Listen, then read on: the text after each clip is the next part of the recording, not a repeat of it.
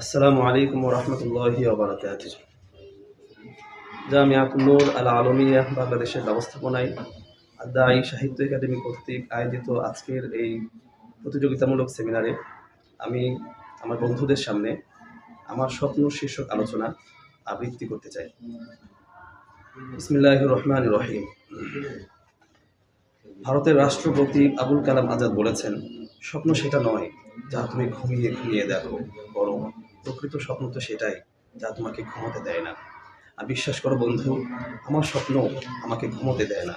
যখনই ঘুমোতে যাই পড়ে আসে স্বপ্ন, জেঁকে বসে অনুভূতির ডালে ডালে। আমি স্বপ্ন দেখি কিছু আবেগী তরুণ মিলে একটা পাঠাগার গড়ছি, একটা দিনই কাফেলা প্রতিষ্ঠা করছি।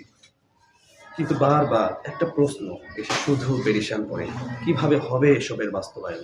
বাস ঘুম উধাও, বিছানায় শুধু এপিচ ওপিচ করতে থাকি আর ভাবতে থাকি।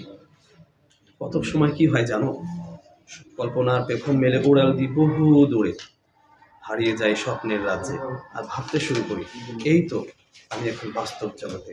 ওই যে আমার স্বপ্নের পাঠাগার দিনই কাফেলা। দিনই কাফেলাকে কেন্দ্র করে বিভিন্ন উদ্যোগ নিচ্ছি, পরিকল্পনা আঁকছি, পদক্ষেপ গ্রহণ করছি আর কত কার্যক্রম চালু করছি। পাঠাগারকে কেন্দ্র করে কত অনুষ্ঠান করছি, লেখালেখির প্রশিক্ষণ নিচ্ছি, ভাষা চর্চা ও সাহিত্য সাধনা করছি এবং বিষয়ভিত্তিক বক্তৃতা শিখছি। এই তো সেদিন স্বপ্নের পাঠাগারকে ঘিরে একটা কল্পনার চিত্র এমনও ছিল। শুনবে বন্ধু? হয়তো শুনবে। শোনো তাহলে। স্বপ্নের ভবন, কল্পনার দৃশ্য। আমি উপস্থাপনার জন্য দাঁড়িয়ে, আমার সামনে কিছু সাথী ভাই বসে, সাথে তাদের অভিভাবক বৃন্দও আছে। সকলকেই দাওয়াত করা হয়েছে এই আয়োজনে। আমি উপস্থাপন করছি। এক পর্যায়ে আহ্বান করলাম আমার এক সাথী ভাইকে, যেন সে মঞ্চে এসে তার মাদ্রাসা ভিত্তিক জীবন বৃত্তান্ত আলোচনা করে। জানো কি সেই সাথী ভাই কে ছিল? তুমি ছিলে বন্ধু, তুমি। সত্যি, বিশ্বাস করো, তুমিই ছিলে। তুমি মঞ্চে এলে, প্রথমে সালাম দিলে, অতঃপর হামদ ও সালাতের পর মন মাতানো উপস্থাপনায় হৃদয়ে ছুঁয়ে যাওয়া ভাষায় আলোচনা করলে তোমার মাদ্রাসা ভিত্তিক জীবন কাহিনী। কেন তুমি মাদ্রাসায় এসেছো, কিভাবে তুমি মাদ্রাসায় এসেছো, কোন লক্ষ্য আর উদ্দেশ্য নিয়ে মাদ্রাসায় এসেছো, একে একে সব বলে গেলে তরতর করে, বড় সাবলীল ভাবে।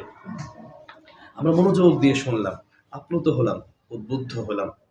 আমরা মনোযোগ দিয়ে শুনলাম, আপ্লুত হলাম, উদ্বুদ্ধ হলাম। তুমি তোমার আলোচনা শেষ করলে, সালামের মাধ্যমে ইটি টেনে তুমি পূর্বের আসন গ্রহণ করলে। এবার মঞ্চ থেকে আহ্বান করা হলো তোমার পিতাকে, যেন তিনি মঞ্চে এসে উপস্থাপন করেন তোমাকে ঘিরে তার স্বপ্নগুলো। কেন তিনি তোমাকে মাদ্রাসায় দিয়েছেন, কোন লক্ষ্য আর উদ্দেশ্য